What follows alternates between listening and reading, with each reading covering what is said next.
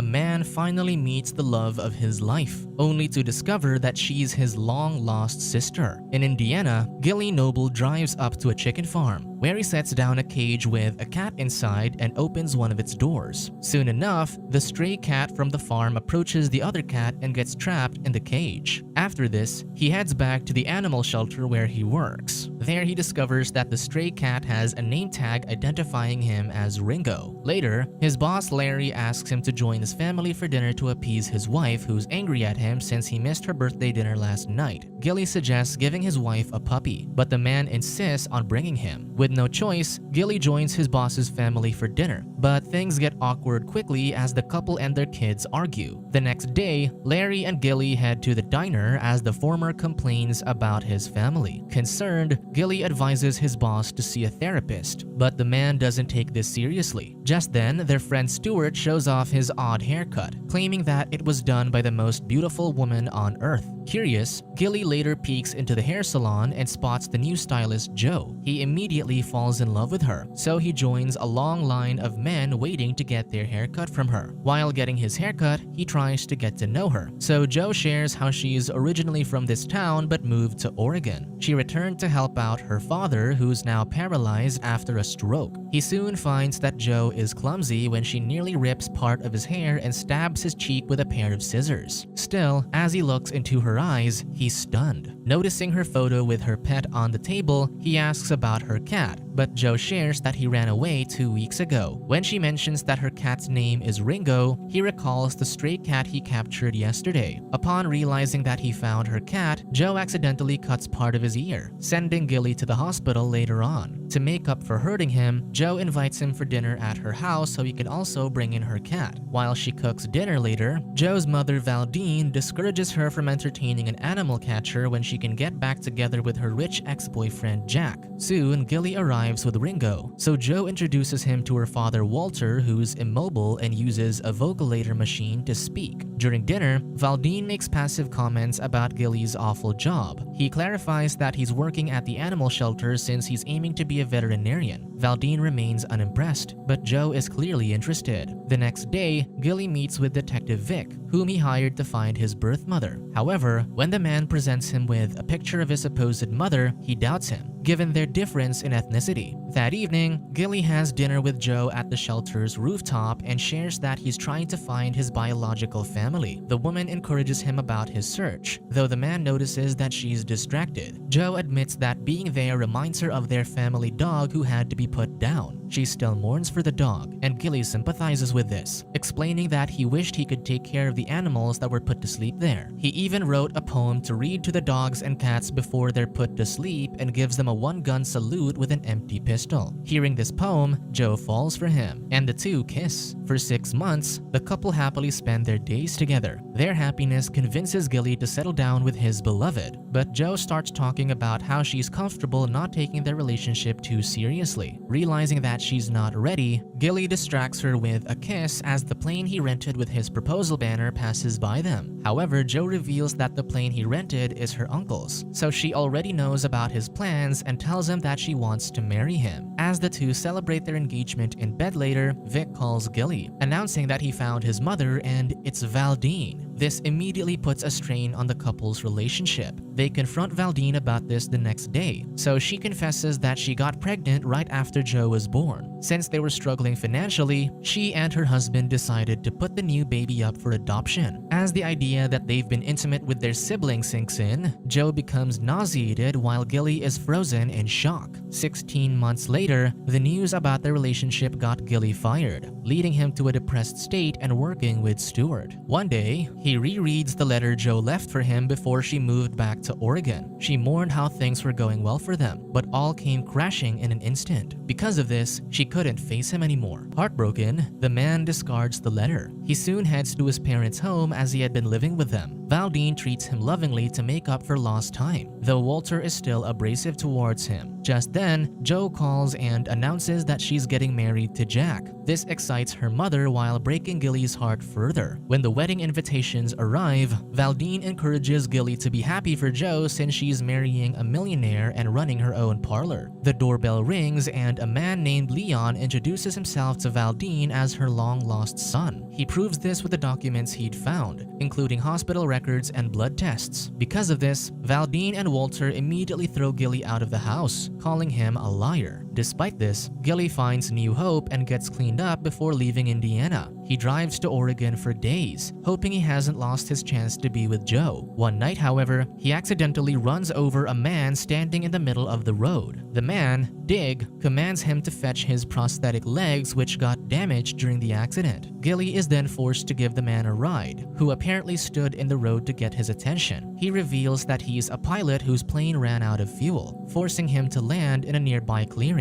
The two arrive in Oregon in the morning, where Dig tells the man that he owes him for taking him there. He also warns Gilly to get out of the town quickly since people with money control things there. Unbeknownst to them, Valdine calls the town's police station and claims that Gilly is a dangerous criminal. Officer Gina answers her call, so Valdine asks the woman to be discreet to avoid alarming Joe, who's busy with her big wedding. Despite this, Gina soon sets up wanted posters around town with Gilly's face. Joe sees this, so she calls her mother, complaining about letting her supposed brother go there. Since she wants her daughter to continue her wedding with Jack, Valdine lies that Gilly went mad and told everyone that someone named Leon is her brother, not him. The woman asserts that this is all imaginary. Elsewhere, Joe's fiance Jack approaches a homeless man to offer him a hotel room and a job. He claims that it's his way to give back to the people after he inherited most of his money from his father. Afterward, Gina approaches Jack and invites him to have coffee with her, adding that she wants to talk about his fiancée. When Jack arrives home later, he orders his brother Jimmy and the man's friends Freddie and Streak to make Gilly disappear. Because of this, the trio knock the man out just before he goes to Joe's parlor. Soon, Gilly wakes up and finds himself on a plane to Mexico. 2 days later, Valdine and Walter drop Leon off at a motel outside of town, explaining that he can't be seen until after Joe's wedding. In the meantime, the mother orders him to find Gilly and keep him away from his sister. At Jack's house, Joe finds her fiancé in the hot tub. He invites her to join him, but she plans to run errands for their wedding. Once she leaves, Gina surfaces from under the water, revealing that the man is cheating. In the afternoon, Jack welcomes his future in-laws to his home while Gilly finally returns to town. Knowing that people are out to get him, he keeps his head low and tries to sneak into Joe's parlor from the back.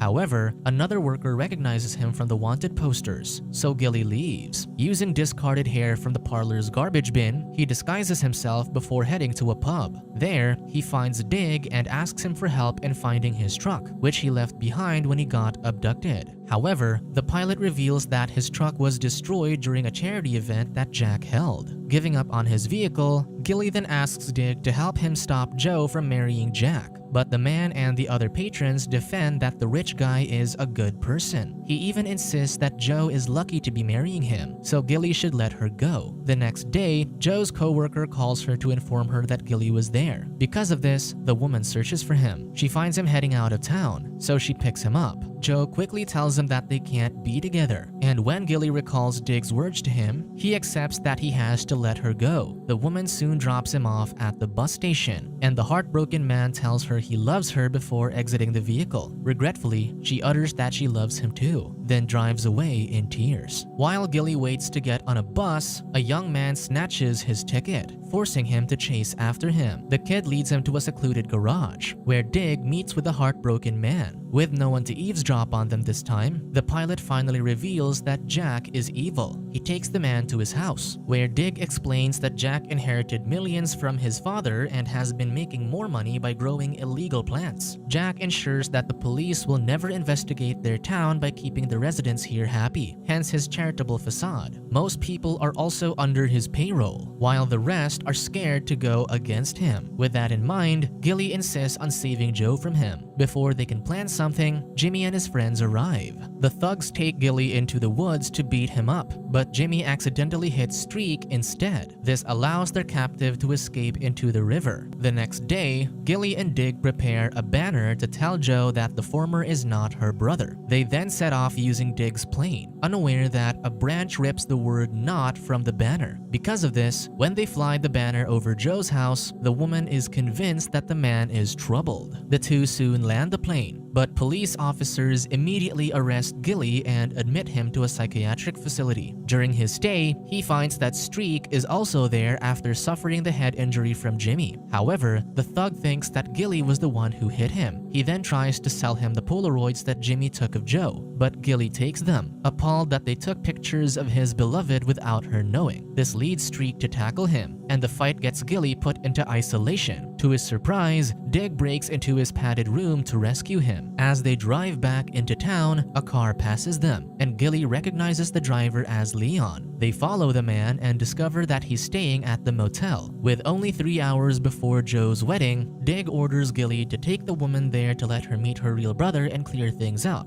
In the meantime, he'll ensure Leon doesn't get away. With that, Gilly drives back to town alone but gets blocked by a herd of cows. While trying to push them out of the way, he gets his hand stuck in one of the cows just as the herd finally moves. Meanwhile, Dig finds Leon leaving his motel room, so he tries to stop him. However, the man discovers that he has prosthetic legs, so he removes them and throws them away to prevent the pilot from chasing after him. Elsewhere, the herd walks into town, putting Gilly in another embarrassing situation. Joe sees him, so he uses this chance to reveal that Leon is real and is at the motel. However, the woman begs him to stop, still convinced that he's crazy. She asserts that she wants a family with Jack before storming off. Soon the wedding starts. Joe enthuses how her father will get better medical care in town, and her mother won't have to overwork anymore. Hearing this, Walter asks if this is what his daughter wants. She hesitates before answering that this marriage is a great thing for them. While trying to catch a ride out of town again, Gilly gets cornered by Streak, who escaped the facility using his beaten-up truck. He holds him at gunpoint, demanding for the photos he stole. Gilly quickly surrenders them, but Streak also steals his ring before knocking him out. Meanwhile, as the wedding proceeds, Walter suddenly asks for the ceremony to be stopped, finally accepting that his daughter is still in love with Gilly. However, before he can say anything further, his wife removes his vocalator to keep him quiet. Elsewhere, Leon spots Gilly's truck heading back into town, not knowing that Streak is the one driving it. He crashes his car against his to stop him from interrupting his sister's wedding. This causes the truck's fuel tank to leak and explode. At the wedding reception, Valdine chains her husband's wheelchair to prevent him from convincing Joe to return to Gilly. Despite this, the man forces himself to get out of the chair. Suddenly, the police arrive to report that Gilly's truck exploded. The body they found was burned beyond recognition, but they're sure it was Gilly, given the ring they found on the corpse. The sheriff also reveals that they've arrested Leon, who caused the accident. The man calls Valdine his mother, begging her for help and claiming that he was just following Gilly like she asked him to. Walter then arrives, finally on his feet, and declares that Leon is Joe's real brother. He explains that they kept it a secret because his wife insists on dipping into Jack's fortune. Tearfully, Joe confronts her mother, who still thinks it was for the best since Gilly was a nobody. To make matters worse, Walter also reveals that Jack paid Vic to tell Gilly that they're his biological parents to break the couple apart. Betrayed, Joe storms off. With her plan ruined, Valdine takes her anger out on her real son, but the strain causes her to have a stroke. The next day, Gilly finally awakens in the woods and goes to Dig's house, who's surprised to see him alive. He learns that everyone thinks he's dead, but he accepts this, thinking that it'll let Joe finally move on with her life. With that, Gilly hitches a ride on Dig's plane to head back to Indiana, unaware that Joe is driving there too. When she arrives, she goes to the animal shelter's rooftop and recites Gilly's poem with a pistol in her hand. Coincidentally, Gilly and Larry drive up to the parking lot, with the latter giving the younger man's job back after learning the truth. Gilly sees Joe on the roof's ledge, thinking that she's about to end her own life. He rushes to stop her, only to hear a gunshot and have ashes dumped on him. Joe finally sees him, and the two reunite with a kiss. The woman explains that she was giving him the one-gun salute, thinking that she was carrying his ashes. With everything cleared up, the town celebrates Gilly and Joe's wedding months later. Among the guests are a recovered Walter and a now disabled Valdine. Vic suddenly pulls the newlyweds away, claiming that he finally found Gilly's biological mother. He insists that he's sure this time since he's gotten documents and DNA evidence. With that, he opens the door of a limousine where Suzanne Summers, Gilly's celebrity crush, steps out. As the woman hugs him, Gilly realizes that he used to fantasize about his own mother.